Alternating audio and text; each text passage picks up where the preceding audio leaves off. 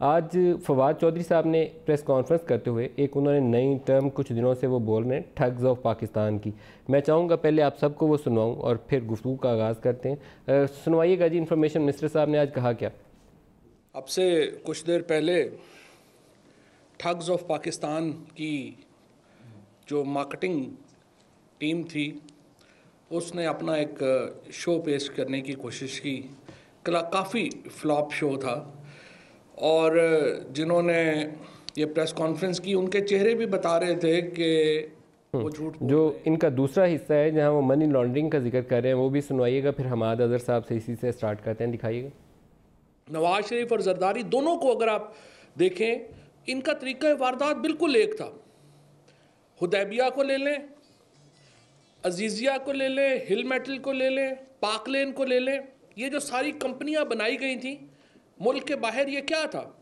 یہ کوئی کام نہیں کرتی تھی, یہ کوئی کمپنیاں تھی ہی نہیں, یہ نان ایگزسٹنٹ تھیں. صرف ایک کاروبار تھا ان کا, وہ تھا کمیشن کھانا.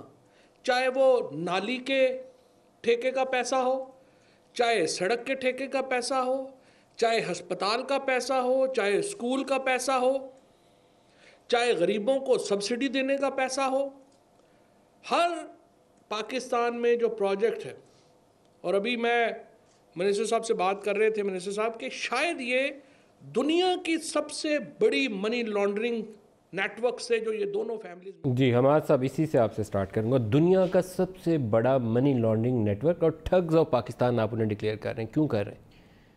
سب سے پہلے تو آج قائد اعظم کا جس دن پہ یوم پیدائش ہے, اور قائد اعظم ایک وہ شخص تھے کہ جن کے کردار کے اوپر, جن کی آنیسٹی کے اوپر کوئی انگلی نہیں اٹھا سکتا تھا, اور انہوں نے اپنی وفات کے وقت اپنی ساری جائیداد جو تھی وہ ریاست پاکستان کے نام لگا دی.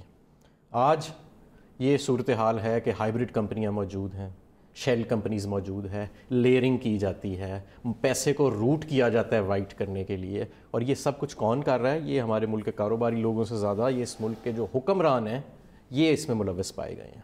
جو ٹھیک کہہ رہے ہیں بالکل فواد چودھری صاحب, اگر یہاں پہ قانون جو ہے ہمیشہ سے اس کو روکا گیا کہ طاقتور کے پیچھے نہ جاؤ. غریب آدمی سائیکل چوری کرتا ہے تو تھانے دار اسے الٹا ٹانگ دیتا ہے, لیکن اگر امیر آدمی اربوں خربوں روپے شیل کمپنیز کے ذریعے, چاہے ان کا جو بھی نام ہوئے, اپنے نوکروں کے ناموں پہ اور ادھر ادھر بھیج دیتا ہے تو اس کے اوپر ہاتھ نہیں ڈالا جاتا.